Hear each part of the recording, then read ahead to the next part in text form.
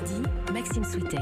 Et c'est l'heure du débat d'Europe Midi sur Europe 1 jusqu'à 13h15 avec vos invités, Maxime, et toutes vos questions. Aujourd'hui, n'hésitez pas, sur Twitter avec le hashtag E1midi, sur europe1.fr et au standard d'Europe 1 le 39 21, 50 centimes la minute. Oui, débat un peu spécial aujourd'hui parce que c'est une journée spéciale sur Europe 1 consacrée à vos impôts en partenariat avec Le Parisien aujourd'hui en France. Vous pouvez effectivement nous appeler, nous envoyer vos questions, poser vos questions aux membres de l'Ordre des experts comptables et nous allons voir tout de suite d'ailleurs quelques-unes des questions qui reviennent le plus depuis ce matin au standard. Pour en parler avec nous, Laurent Benoudis, bonjour. Bonjour. Merci d'être là, président de l'Ordre des experts comptables en Ile-de-France. Philippe Crevel, bonjour. Bonjour. Économiste, directeur du Cercle de l'épargne. Avant de rentrer dans le détail et d'avoir les questions de Michel, de Pierre, d'Emmanuel, etc., une petite question plus générale, Laurent Benoudis. Est-ce que vous sentez au standard depuis ce matin un peu plus d'inquiétude que les années précédentes du fait de l'arrivée du prélèvement à la source ? Ah oui, clairement. C'est quand même une mesure qui est un peu anxiogène pour nos concitoyens. Elle est complexe à comprendre. Voilà, on peut imaginer que ça fasse un peu peur et que ça interpelle les gens. Alors, on va rentrer dans le détail avec une première question posée par Michel de Montpellier qui vous a demandé ce matin le code 3921. Je bénéficie d'un crédit d'impôt pour ma nounou. Comment est-ce que ça va se passer ? Quand est-ce que je vais récupérer mon argent ? Alors, le problème des crédits d'impôt, c'est qu'on va les percevoir l'année suivante. Donc, on continuera à faire une déclaration fiscale au mois de mai chaque année. Ça ne change pas. Il faut qu'on ait mis en place le prélèvement à la source. Et c'est seulement l'année suivante, au mois de septembre, qu'on aura un remboursement. Il y a une exception à ce calendrier, c'est lorsqu'on a justement du personnel de maison, une nounou, on pourra avoir un acompte de 30% au premier trimestre de l'année, mais on n'encaissera le solde qu'au mois de septembre de l'année suivante. En termes de déclaration par rapport à cette question-là, Philippe Crevel, ça ne change absolument rien. On déclare de la même manière sa femme de ménage, sa nounou, etc. Bien sûr, chaque année, il faudra faire, comme ça vient d'être dit, une déclaration d'impôt et on va réimputer dessus, on va mentionner dessus toutes les déductions, toutes les réductions d'impôts auxquelles on a le droit, et en particulier celles pour les nounous, les emplois à domicile. Et c'est vrai qu'il y a une seule exception, c'est justement cette histoire de 30% qui sera directement imputée donc sur les premiers mois de l'année 2019, à la différence des autres réductions d'impôts où il faudra attendre le mois de septembre. Il faudra attendre le mois de septembre. Question de Pierre à Moulins, je reste avec vous Philippe Crevel. Ma femme gagne plus que moi, comment faire pour que je paye moins qu'elle, moins d'impôts qu'elle ? Eh oui, c'est les fameux taux moyens d'imposition. Donc logiquement, chaque employeur va recevoir le taux moyen d'imposition par foyer, mais s'il y a une très grande différence, on pourra demander une individualisation de son taux.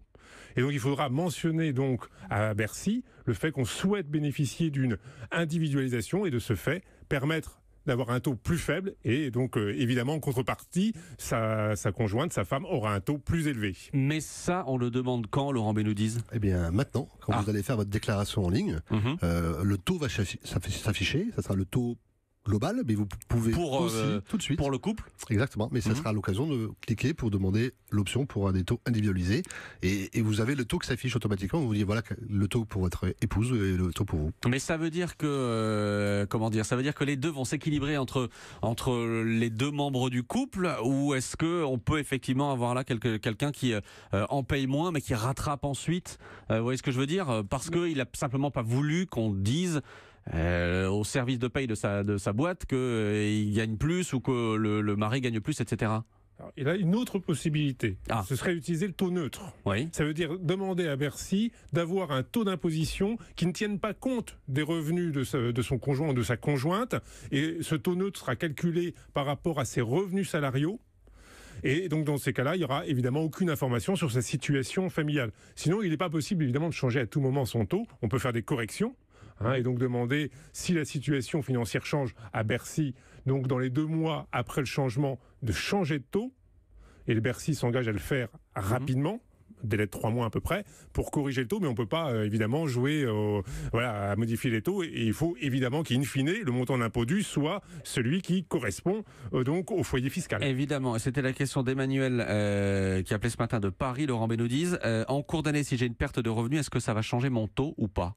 Alors, tout dépend du revenu perdu. Si vous êtes salarié et que vous vous retrouvez au chômage, eh bien, évidemment, comme c'est un prélèvement à la source, ça va automatiquement changer le montant de votre impôt. Vous allez arrêter de payer immédiatement. Le montant, oui, mais le taux ? Peu importe du tout, si vous n'avez plus de revenus, il n'y a plus de prélèvement, et donc l'impôt s'arrête. D'accord, ce qui a été prélevé sur les premiers mois de l'année restera entre les mains de l'administration fiscale jusqu'à ce qu'il y ait une déclaration fiscale qui soit faite et qu'elle soit éventuellement restituée. Mais vous arrêtez de payer, et c'est l'intérêt de cette réforme, c'est-à-dire que vous arrêtez de payer immédiatement l'impôt. Aujourd'hui, vous perdez votre emploi, vous continuez à payer l'impôt parce que c'est l'impôt des revenus de l'année précédente. Donc là, l'ajustement en matière de variation de revenus est immédiate. Sauf que, pardon, mais mon taux, il est calculé sur ce que j'ai gagné l'année précédente. Si en cours d'année, mes revenus s'effondrent, c'est toujours le taux de l'année précédente qui est appliqué. Alors, quand vous êtes salarié et qu'il y a un organisme qui prélève l'ajustement, c'est automatiquement. Si par contre vous êtes chef d'entreprise, vous avez des revenus fonciers, vous avez par exemple un incendie, vous n'avez plus de revenus fonciers, vous êtes salarié, vous êtes travailleur indépendant et puis vous avez perdu un gros client. Là, à ce moment-là, c'est des acomptes qui sont prélevés sur votre compte en banque. Et là, vous avez la possibilité de vous connecter tout de suite sur le site des impôts et, comme l'a dit monsieur, dans les deux mois qui suivent, faire varier le montant de vos acomptes. Mais donc, ce sera bien au contribuable, Philippe Crevel, de faire la démarche, d'appeler le centre des impôts. Il y a un autre élément, c'est que, par exemple, on change d'emploi et malheureusement, on gagne moins d'argent que dans son précédent emploi. Là, il y a une communication qui s'effectue entre l'entreprise et Bercy. Et donc, il va y avoir une rectification qui va être faite parce que l'entreprise et Bercy vont communiquer le montant du salaire. Bercy va recalculer le taux moyen d'imposition dans un délai assez rapide et qui va permettre donc justement d'ajuster le montant d'impôt dû, ce qui est tout l'intérêt de cette réforme, c'est d'être le plus près possible du niveau des revenus perçus par le contribuable. Alors depuis ce matin, en 39-21, il n'y a pas que des questions sur le prélèvement à la source, il y a également des questions par exemple sur le rattachement des enfants. Pascal à Marly nous dit: ma fille a plus de 25 ans et fait des études de médecine, est-ce que je peux la rattacher sur ma feuille d'impôt?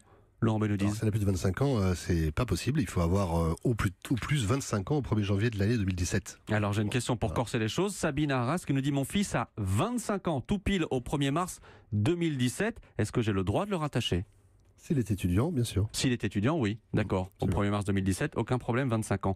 Autre question, Philippe Crevel, ça concerne les locations meublées. Je loue mon appartement sur Airbnb en meublé. Comment est-ce que je le déclare? Dans le cadre du prélèvement à la source même en général, enfin là, sur nos déclarations de revenus, est-ce que c'est là qu'il faut l'inscrire? Bien sûr, donc ça fait partie des revenus fonciers, du micro-foncier, et donc il faut le déclarer, évidemment. Il ne faut pas dire l'inverse. Il faut le déclarer, il y a le droit à un abattement. Si c'est du micro-foncier classique, il y a un abattement de 30%. Si c'est du saisonnier, ce qui est souvent le cas avec Airbnb, c'est 50% d'abattement. Bon, voilà pour la réponse. Question de Jocelyne. Alors là, ça concerne les retraites, Laurent Benoît.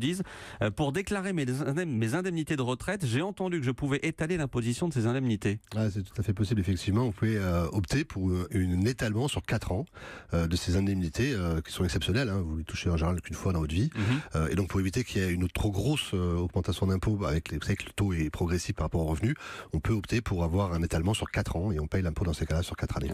Est-ce que depuis ce matin, 39-21, vous avez aussi des questions de petits patrons, par exemple, qui seraient inquiets de la mise en place de ce prélèvement à la source? Oui, alors on a beaucoup de questions de la part de chefs d'entreprise. En général, ce sont les experts comptables qui les accompagnent dans ce type de démarche. C'est nous qui étions en fait les simplificateurs en fait de toutes ces questions. Ce qu'il faut bien comprendre dans cette réforme, c'est que même si l'employeur fera la retenue à la source sur les bulletins de salaire, ça reste toujours les impôts qui sont l'interlocuteur du contribuable. Donc le salarié va évidemment se retourner contre son employeur parce qu'il va regarder sur son bulletin de paye, il va voir que le montant a baissé. Lui, il va se retourner sur son expert comptable en disant: qu'est-ce que tu as fait? Qu'est-ce qui se passe? Bon, en fait, ça va être bien comme affaire. Ni nous n'étions en fait en charge on ne peut faire qu'une seule chose, c'est appliquer le taux qu'on récupère. Alors ça, c'est le message qu'on entend depuis ce matin, notamment Gérald Darmanin, le ministre des Comptes Publics, qui était là ce matin. Sauf que ça veut dire qu'on écarte d'emblée tout dysfonctionnement entre le moment où le taux part du service des impôts au moment où il arrive dans l'entreprise. L'entreprise ne peut pas se tromper dans le taux qui sera inscrit sur la fiche de paye? Elle peut éventuellement faire une erreur, mais ça sera automatique. C'est-à-dire qu'en fait, il y a un système qui a été mis en place, qui s'appelle la DSN, ce qui permet de faire des échanges électroniques de données entre l'administration fiscale et la personne qui fait les bulletins de salaire. Et donc, à travers cette DSN, on va récupérer, on interroge et on récupère un taux. Et on applique le taux qu'on nous donne. Si vous n'êtes pas content de ce taux, vous estimez qu'il est trop élevé, que c'est pas le bon taux, il faut prendre contact avec les impôts. Oui, c'est toujours le centre des impôts qu'il faut appeler de toute façon. Et puis bon, il y a des tests qui sont mis en place et le ministère donc de l'économie est en train de les faire, et ça va s'amplifier d'ici le mois de septembre pour justement vérifier que les communications donc fonctionnent bien et éviter les erreurs. Merci à tous les deux d'être venus aujourd'hui en direct dans Europe Midi. Laurent Benoudis, président de l'Ordre des experts comptables en Ile-de-France. Philippe Crevel, économiste, directeur du Cercle de l'épargne. Et bien évidemment, vous pouvez continuer, vous qui nous écoutez, à appeler au 39 21. Je vous le rappelle, c'est une journée spéciale en partenariat avec Le Parisien aujourd'hui en France et l'Ordre des experts comptables. Toutes vos questions sur vos impôts et notamment sur le prélèvement à la source, 39 21, 50 centimes d'euros la minute.